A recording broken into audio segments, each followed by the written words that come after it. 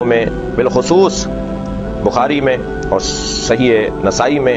ابن ماجہ میں اور سنن ابن داؤد وغیرہ میں اس حدیث کو نقل کیا۔ پیغمبر جب سجدہ کیا کرتے تھے تو آپ قالین پر سجدہ نہیں کرتے تھے، زمین سے علاوہ کسی چیز پر، بچھونے پر، قلین پر، کپڑے پر، چٹائی پر یا کسی چیز پر کہتا ہے کہ سجدہ جائز نہیں ہے۔ اور ساتھ علمی خیانت یہ کرتا ہے، کہتا ہے کہ اہل سنت کی کتابوں کے اندر بھی یہ بات موجود ہے۔ صحیح بخاری کا نام لینا آسان ہے، شہنشاہ نقوی صاحب صحیح بخاری کو کبھی پڑھ کر کے دیکھیں۔ صحیح بخاری کے اندر آپ کو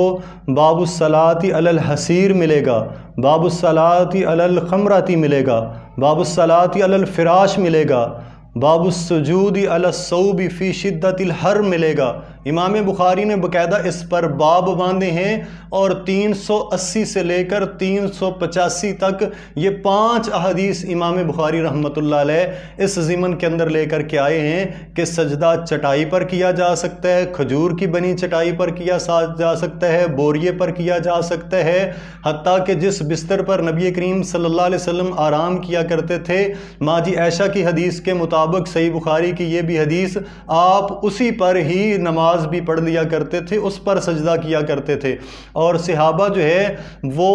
اپنے کپڑوں کے اوپر سجدہ کیا کرتے تھے، اور امام بخاری نے اس پر ایک پورا باب باندھا ہے، باب السجود علی الصوب فی شدت الحر۔ اور امام ابو حنیفہ رحمۃ اللہ علیہ جو ہیں وہ سجدے کے ان مختلف چیزوں پر جواز کے قائل ہیں۔ سیدنا جابر بن عبداللہ رضی اللہ تعالیٰ عنہ کشتی کے اندر نماز پڑھنے کو جائز سمجھا کرتے تھے، اور آپ کشتی کے اندر نماز پڑھا کرتے تھے۔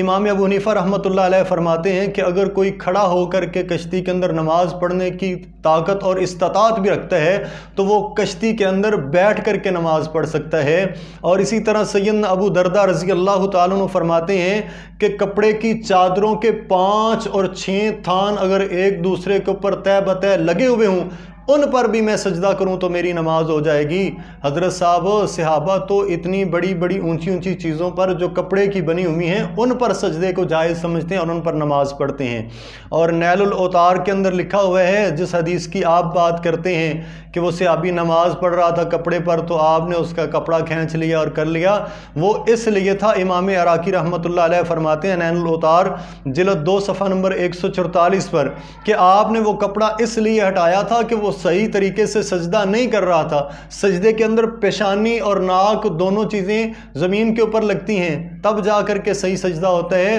تو اس کے سجدے کے اندر رکاوٹ آ رہی تھی، وہ پوری پیشانی نہیں رکھ پا رہا تھا، اس لیے نبی کریم صلی اللہ علیہ وسلم نے اس کا کپڑا ہٹا دیا۔ امام حسن بصری رحمۃ اللہ علیہ فرماتے ہیں کہ صحابہ اکرام جو ہے وہ اپنی ٹوپیوں پر، اپنی پگڑیوں پر سجدے کیا کرتے تھے، اور ان کی آستینیں جو ہیں ان کے بازوؤں کے اوپر ہوتی تھی، اس انداز سے وہ سجدہ کیا کرتے تھے۔ تو امام بخاری کا نام لینا آسان ہے، اور بخاری کو سمجھنا اور پڑھنا یہ آپ کے بس کی بات نہیں ہے۔